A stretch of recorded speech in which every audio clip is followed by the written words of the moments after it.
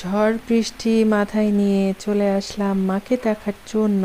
আর মায়ের বিছানার ওপর বসে বসে বৃষ্টির ভিডিও করলাম আপনাদের সাথে শেয়ার করার জন্য। কী যে ভালো লাগছিল, কী যে আনন্দ লাগছিল। ঝড় বৃষ্টি আমার তো অনেক বেশি বেশি পছন্দের, যদিও ঝড় বৃষ্টি অনেকেরই ভোগান্তির কারণ। তো প্রিয় ভাই বোন বন্ধুরা সবাইকে আসসালামু আলাইকুম এবং আদাব। সবাই কেমন আছেন? আশা করছি অনেক অনেক ভালো আছেন। আপনাদের দোয়া আর ভালোবাসায় আল্লাহর অশেষ রহমতে শুকর আলহামদুলিল্লাহ আমি ভালো আছি। আর আজকে যখন রান্না বান্না করছিলাম তখনই দেখছিলাম আকাশটা একটু মেঘাচ্ছন্ন হয়ে গেছে আর রোদটা একদম কমে গেছে। তখনই ঠিক করে ফেলেছিলাম যে আজকে রান্না বান্না খাওয়া দাওয়া শেষ করে মাকে দেখতে চলে যাব। যেদিন মাকে দেখে এসেছিলাম সেদিন আসার সময় আমার মা বারবার বলছিল মুখের দিকে তাকিয়ে তাকিয়ে, আবার আইসো আবার আইসো। অসুস্থ মানুষ সারাদিন একা একা থাকতে থাকতে বোরিং হয়ে যায়, কারোর সাথে কথা বলার মানুষটুকু নাই। সেজন্য মায়ের কথাটা মনে পড়ে অনেক বেশি বেশি মন খারাপ লাগছিল। মায়ের মুখটা বারবার মুখের সামনে ভেসে উঠছিল। সে কারণে ঝড় বৃষ্টি মাথায় করে চলে গিয়েছিলাম মাকে দেখার জন্য। আর আপনাদের সাথে কথা বলতে বলতে আমার কিন্তু পুঁইশাক রান্নাটা হয়ে যাচ্ছে। আমি কিন্তু টুকটুক করে অনেক কিছুই রান্না করি, যদিও অনেক বেশি বেশি ভালো খাবার না, কিন্তু আমার অনেক বেশি বেশি পছন্দের খাবার। তো পুঁইশাকটা আমাদের শরীর স্বাস্থ্যের জন্য অবশ্যই অনেক বেশি বেশি উপকারী। অনেকে অ্যালার্জির জন্য খেতে পারে না, তারা অন্য শাক পাতা খাওয়ার চেষ্টা করবেন। আর শাক পাতায় বেশি বেশি রসুন খাওয়ার চেষ্টা করবেন। রসুন আমাদের শরীরের জন্য অনেক ভালো, বিশেষ করে হার্ট ভালো রাখে। অনেক মজা। আর শাকটা একটু হালকা ভিজা ভিজা রাখলে শাকের টেস্টটা বেশি ভালো লাগে।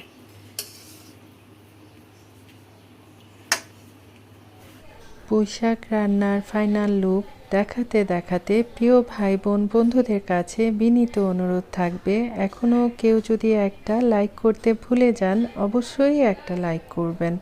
লাইক সংখ্যা বেশি হলে মনের মধ্যে অনেক বেশি বেশি আনন্দ লাগে। কেন লাগে জানেন? মনে হয় সবাই আমার আজকের ভিডিওগুলা পছন্দ করেছে, ভালোবেসে দেখেছে। তো যাই হোক, পুঁইশাক তো রান্না হয়ে গেল। এখানে রুই মাছের মাথা নিয়েছি আর কয়েক টুকরা নিয়েছি। আর এখানে মাসকলাইয়ের ডাল, এটা একটু কুসুম গরম পানি দিয়ে ভিজাই রেখেছি। তো মাছের মাথাটা দিয়ে ডাল রান্না করব, আর হচ্ছে মাছগুলা শুকনা ভাজা খাবো। আর এই যে দেখেন মাসকলাইয়ের ডাল বসাই দিয়েছি। এখানে পেঁয়াজ, একটা তেজপাতা, কয়েকটা কাঁচামরিচ দিয়েছি।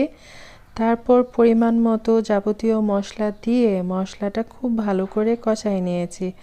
মাসকলাইয়ের ডাল খেতে কে কে ভালোবাসেন আর এটার ফ্লেভারটা কার কার ভালো লাগে অবশ্যই মিষ্টি একটা কমেন্ট করে জানাবেন। আমার কাছে কিন্তু অনেক বেশি মজা লাগে, কিন্তু আমি খেতে পারি না। কেন জানেন?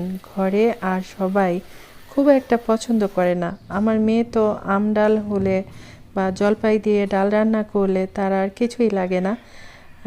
এই মাসকলাইয়ের ডালটা আমার এত বেশি ভালো লাগে, কিন্তু ঘরের আর সবার জন্য আমি কিন্তু খেতে পারি না সব সময়।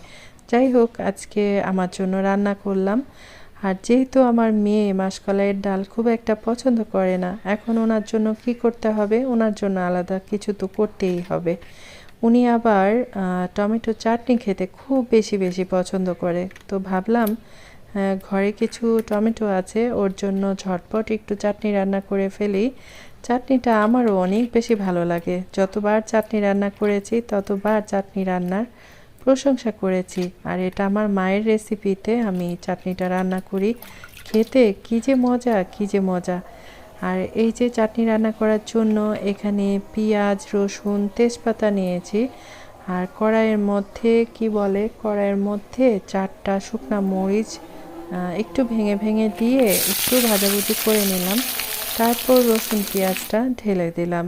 এখন কি করতে হবে জানেন? এখন রসুন পেঁয়াজটা একটু ব্রাউন কালার করে ভেজে নিতে হবে। যখন খুব সুন্দর একটা ফ্লেভার বের হয়ে যাবে তখন কি করতে হবে, কেটে রাখা যে টমেটো আছে সেই টমেটোগুলা এই রসুন পেঁয়াজের মধ্যে দিয়ে দিতে হবে। দিয়ে উল্টে পুল্টে খুব ভালো করে নাড়াচাড়া করে দিতে হবে। অবশ্যই টেস্ট অনুযায়ী লবণ দিতে হবে। লবণ দিয়ে আবার খুব ভালো করে নাড়াচাড়া করে তারপর ঢাকনা দিয়ে ঢেকে রাখতে হবে। ঢাকনা দিয়ে ঢেকে রাখলে দেখবেন নিজে থেকেই টমেটোর যে পানিটা সেটা ছেড়ে দিবে। পানিটা ছেড়ে দিলে কি করতে হবে, তারপর কিন্তু ঢাকনা দিয়ে আর ঢেকে রাখা যাবে না। তারপর একটু পর পর নাড়াচাড়া করতে হবে। নাড়াচাড়া না করলে টমেটো নিচে লেগে যাওয়ার সুযোগ থাকে একটু বেশি বেশি, তাই না বলেন? আমরা যেহেতু সবসময় রান্নাবান্না করি আমরা এইসব বিষয়গুলো খুব ভালো জানি। আর যারা নতুন রাঁধুনি তারা কিন্তু এ বিষয়গুলো জানে না, তাদের জন্য বলে দিচ্ছি। আর আজকের চাটনি রান্না করার জন্য যে টমেটোটা নিয়েছি এটা ছিল দেশি টমেটো, একটু টকটা বেশি, সে কারণে চিনির পরিমাণটাও একটু বেশি হবে। চাটনি হতে হবে টক মিষ্টি ঝাল ঝাল, তাহলেই না এটা চাটনি হবে, তাই না? তো যাই হোক, এখন কি করতে হবে, খুব ভালো করে বেশ কিছুক্ষণ এরকম নাড়াচাড়া করে চাটনির পানিটা শুকিয়ে নিতে হবে। আর চোখের পলকে আমি আজকে অনেক অনেক রান্না শেয়ার করে ফেললাম। এই যে চাটনি রান্নার ফাইনাল লুক দেখাতেও চলে আসলাম। এই চাটনিটা দেখতে যেমন সুন্দর, এই চাটনিটা খেতেও অনেক বেশি মজা। অনেক সময় হয় কি, ভাত খেতে খেতে পেট ভরে যায়, আবার খেতেও ইচ্ছা করে না, তাই না? কিন্তু চাটনিটা যদি থাকে তাহলে পেট ভরে যাওয়ার পরও মানে ভাতটা খেতে অনেক বেশি বেশি মজা লাগে। তো যাই হোক, চাটনি তো দেখানো হয়ে গেল। তারপর কি বাকি রইল, তারপর বাকি রইল মাছ ভাজা।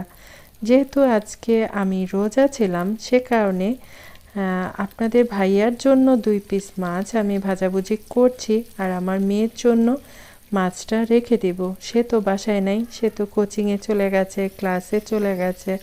সব কিছু সেরে সে বাসায় আসতে আসতে বিকেল হয়ে যাবে। সেই সকালবেলা একটা রুটি খেয়ে চলে যায়। আর আসল কথা কি, আসলে সকালবেলা ঘুম থেকে ওঠার পর রুটি নাস্তা বা যে কোনো নাস্তা একদম খেতে ইচ্ছা করে না, কিন্তু আমার বেলাতে তাই হয়। আর আমার স্বভাবটাই আমার মেয়ে পেয়েছে। তো সে বিকেলবেলা এসে খাওয়া দাওয়া করবে, আর সেজন্য তার মাছটা রেখে দিলাম। সব কিছু তো দেখানো হলো, আসল জিনিসটাই হচ্ছে ভাত। আমরা কিন্তু ভাত দেখাতে ভুলে যাই, তাই না? মোটামুটি কাজকর্ম শেষ হয়ে গেল। তো কিছু কাঁচা আম আনা হয়েছিল, বাজার থেকে কিছু আনা হয়েছিল, আর 4টা আম আমার বড় জায়ের বাসা থেকে পাঠিয়েছিল, দেশি আম আর কি। সেগুলো একটু কাটাকুটি করে এখন পলিথিনে করে ফ্রিজে রেখে দিব আম ডাল খাওয়ার জন্য, কারণ আম ডাল খাওয়ার লোক ঘরে বেশি বেশি। তো রান্না বান্না শেষ করার পর দেখলাম এলোমেলো বাতাস ছেড়ে দিয়েছে। তো এত সুন্দর দৃশ্য, সেটা ভিডিও করব না, এটা কি হয় বলেন? আমি ছাদের উপর গেলে আপনাদের জন্য একটু ভিডিও করি, আর এত বেশি ভালো লাগে।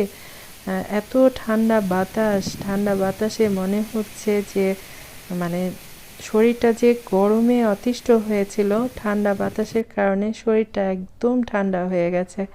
অনেক বেশি ভালো লাগছিল। ঘরের জানালা থেকে এই ভিডিওগুলা করছিলাম। আর ঝিরিঝিরি বৃষ্টি পড়ার কারণে কলা গাছের পাতাগুলা থেকে ধুলা একদম ধুয়ে গেছে, সে কারণে একদম সবুজ হয়ে গেছে। অনেক বেশি মনোমুগ্ধকর একটা দৃশ্য। তো আমার আজকের ব্লগ ভিডিও কার কাছে কেমন লাগলো অবশ্যই জানাবেন। ভালো থাকবেন, সুস্থ তুমি থাকবেন। বলছো রাতে ভাত খেতে ইচ্ছা করছে না, তাছাড়া ঝুম বৃষ্টি হয়েছে। ঝুম বৃষ্টির মধ্যে মাংস দিয়ে তারপর কি পরোটা খেতে অনেক মজা, তাই না মা? হুম। আর আমাদের ঘরে এমনিতেও কেউ ভাত খেতে চায় না, ভাত জিনিসটা একদম পছন্দই করে না, মনে হয় যে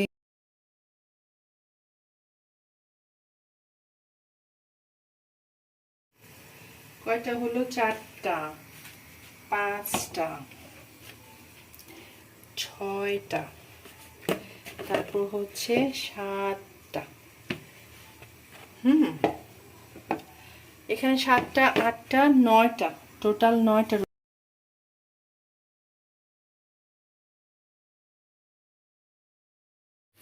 মাঝখানে রাখো, এত নাড়াচাড়া করলে লাল হবে না তো।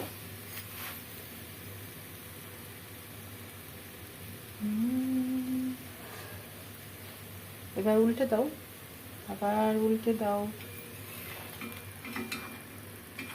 দেখো ওই পাশটা লাল হয়েছে নাকি? হ্যাঁ, হয়ে গেছে হয়ে গেছে। নতুবা একদম পুড়ে যাবে।